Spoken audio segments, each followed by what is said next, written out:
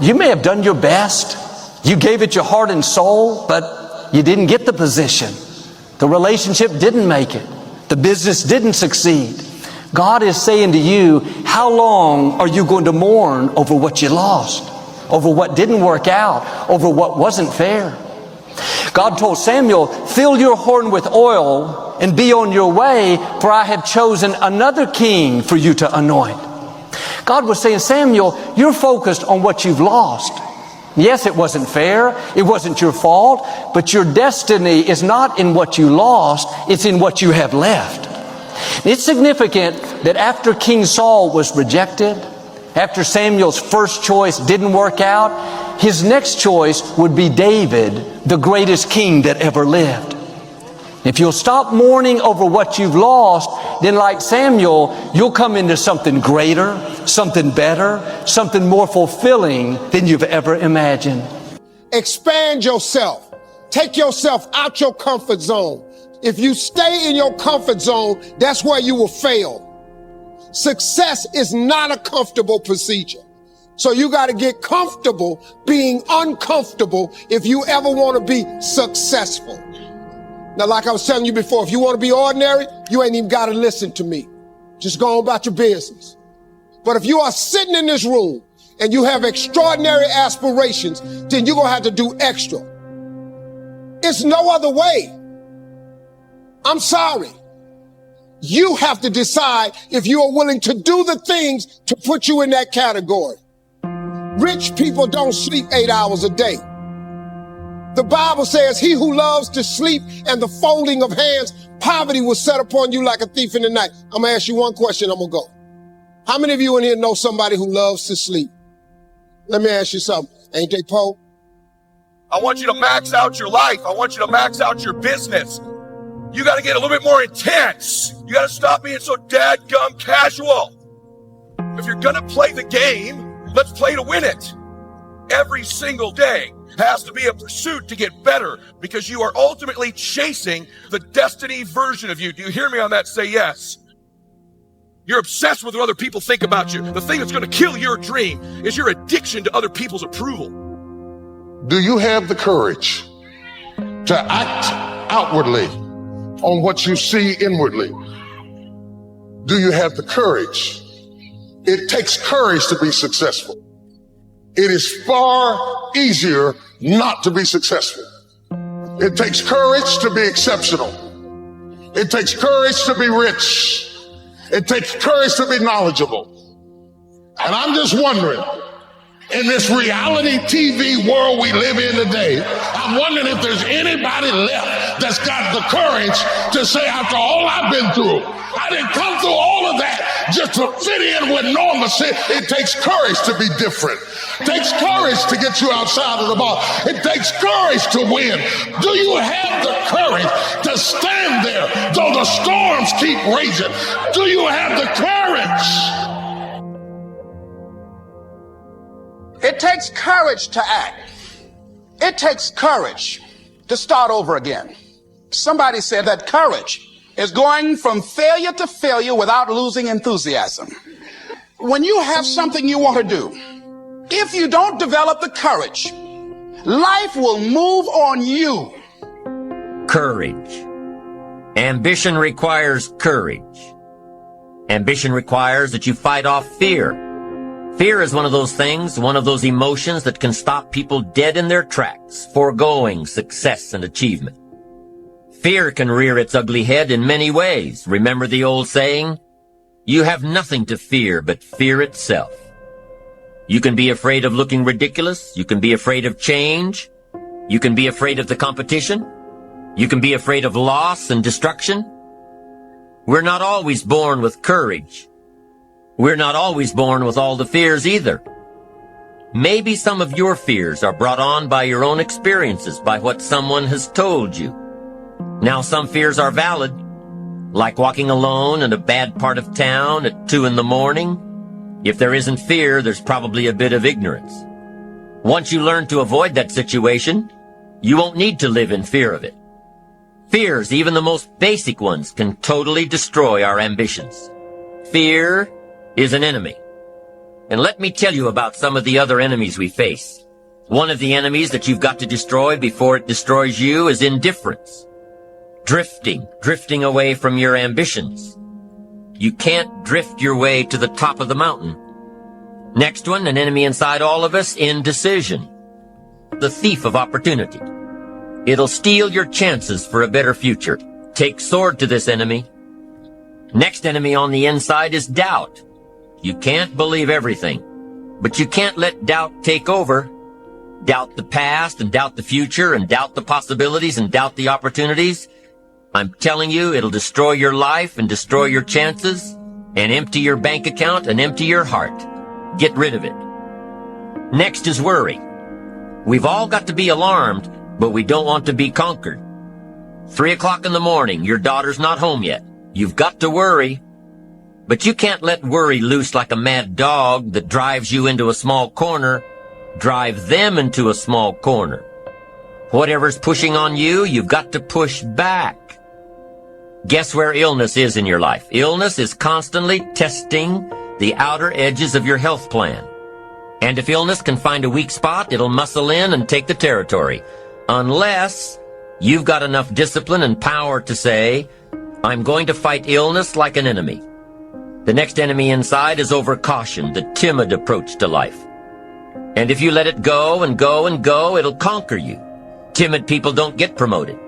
They don't advance and grow and become powerful in the marketplace. Do battle with the enemy. Build your courage to fight what's holding you back. Do battle. Have the courage to fight back. Here are a few techniques to help build your courage. Number one, put all remote possibilities out of your mind. Don't spend your time thinking about all the bad things that might happen to you. Courageous people don't worry about the unlikely, things out of their control. They concentrate on what they can control. Number two, make a list of the worst that could happen, and you'll probably see that it's not so bad after all. Once you face your fear, you can move on. And if you've looked at the possibilities beforehand, you'll probably never be faced with the situation at all. And by contemplating what might happen, you'll chart your course to make sure that it doesn't. And the third technique to build your courage is to imagine the alternative. See in your mind the end result of giving into your fear. Then really feel the gain of following your ambition courageously. Weigh the two. See the difference. Once again, it's your choice. Be fueled by your fears or face your fears. Decide to live your fantasy. The choice is in your hands, satisfaction or despair. Decide not to make your life predictable. You don't get much juice and happiness out of life like that. Want to create a greater sense of fulfillment? Challenge your fears. Don't allow them to rule you. You have this kind of convoluted, limiting belief about why you can't do something right now that's your own BS story you keep telling yourself. How about you just decide it's a lie, even if it is true? Listen, you don't have to be great to get started, but you have to get started to be great. But it's hard to let go of what you've been holding on to for so long, even if it's not working anymore. It's really hard to let go. It's like, beg you, see it differently. I beg you to let go. It's not normal. It's just old. It's time to drop it and move forward. You may be a product of your past, but you don't have to be a prisoner of your past. Everything that's inflexible and everything that's not ready, everything that's backwards and everything that's negative and everything that's carnal and everything that's holding me back, I refuse to take it over into another year and waste another new year with an old mind. The devil is a lie. Just because you're used to it doesn't make it normal. Some of you are taking too much time trying to convince people to love you that do not matter. Tolerating and trying to get people engaged that don't matter, that don't care, that are never ever going to help you get into your destiny. I came to preach to somebody who everybody else might have given up on you. And life might not be where you want it to be, and you might not have been what you could have been, but it's not too late to become who you are. Depending on anybody else. It don't matter what your mama think. It don't matter what your coworkers think. It don't matter what your siblings think. It don't matter. This decision is yours and yours alone.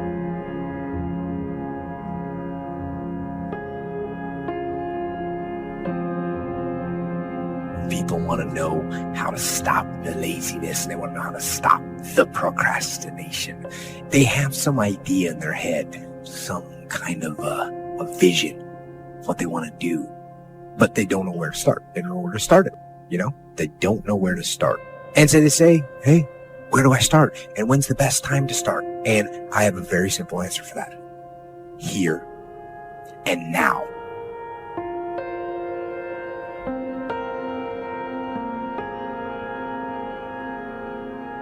God may be giving you more to work with than what you are working with at this time. You may have far more things that you can potentially do than what you're doing right now. That's why I don't like to hang with low-thinking people, because they'll make you underutilize what God has given you.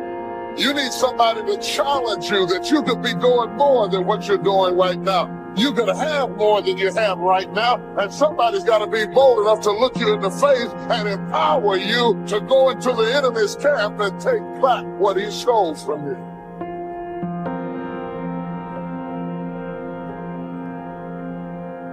For every time you have a plan, a dream, an aspiration, or a goal, do you know what happens every time you have one of those? This thing comes along called life. Life is hard. It happens to everybody. Life has disappointments. It got peaks and valleys. You're going to lose somebody you care about one day. That's a valley. Somebody going to close the plant you thought was going to stay open so you could retire. That's a valley. Somebody going to fire you for an unjust cause. That's a valley. Because it's life. You can stop thinking that life fitting be easy, because I got news for you, it ain't. And those problems you think you've got right now, when do problems really become problems? My problem becomes a real problem when I lose my perspective. My problem becomes a real problem when I give up and I just say, forget it. Your problem becomes a real problem when you start feeling sorry for yourself and have a pity party. Your problem becomes a real problem when you get bitter and you start blaming everybody else for your unhappiness. That's the real problem. Guys and gals, don't give up. Man, if you get to the point where you're kind of weary and you're going, I'm facing struggles at every turn, don't give up. You just need some faith, man. Faith don't make it easy. Faith makes it possible. We find ourselves announcing our standards to our relatives, our friends, our associates. We shout our beliefs and condemn those who believe any differently, but then we don't walk the talk. We end up acting in a way far different from the beliefs we've shouted. This is inconsistent. This leads to a loss of credibility among those who watch us. And more importantly, this leads to a loss of credibility within ourselves. The only thing worse than one who is inconsistent in applying their self-imposed disciplines is one who has never considered the need or the value of discipline at all. So what kind of courage do you have? Is yours sort of floating between depending on the situation? Or do you know the difference between right and wrong for your life? And you've made up your mind. Our mind is the control tower of our life. All of our decisions are there. And the truth is, whatever we are today is the result of what we've been thinking about all those years. As a man thinketh in his heart, so is he. So if you don't like what's going on around you, maybe you should ask yourself the question, what am I thinking about? What do I think about myself? What do I think about other people? What we think about is really what controls us. This is the control tower, that everything else is a result of how we think. And we can't control everybody else in control of all of our circumstances, but we are going to respond to circumstances in one way or the other. And so what you have to ask is this: what is it that determines what I think? This mind of yours controls everything else in your life.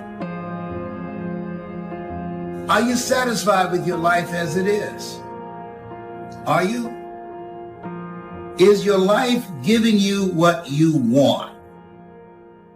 If you had your life to live over again, could you have done more than what you've done thus far? When I ask audiences that, most people agree, yes, I could have done more. I know I could have done more. I've wasted a lot of valuable time. You're going to lose something, lose money. You can recapture that. Don't lose.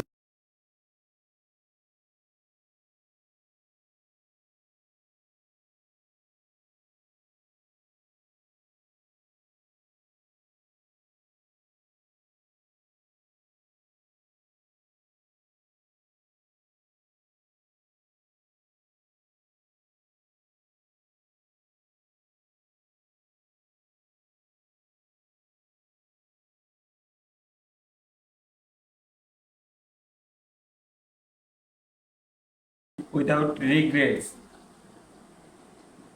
It's called Crazy Living Room. It's meant like hits 30 seconds to James in Stones without on. Coach fleeing through an old photo album. His experience to reflections. It's with nostalgia. Sets to album, asides and speaks up a pen and a blank sheet of paper from the table. He is starting writing to his normal navigations. The words are he writes to standard and to Jellincial.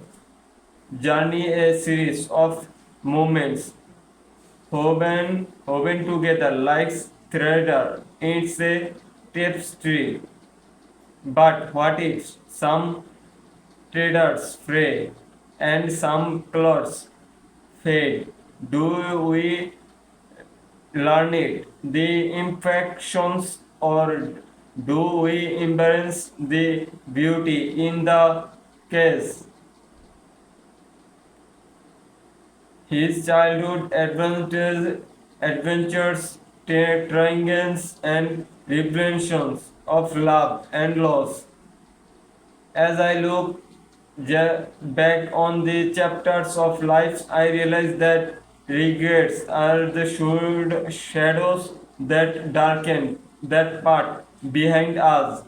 They whisper of roots and not taken words left unspoken and love left unsuspected. But they also teach us lessons, carving wisdom from the rune stones of experience. Holds the letter and placing inside an embodiment. He addressing it to whom it may concern and says to inside. I choose to live without a regret. It feels like lazy. Embark a new adventure. He talks about last look around to run. A small plane on his lip. The sounds Silguys feel away to leaving behind the past of embracing the promise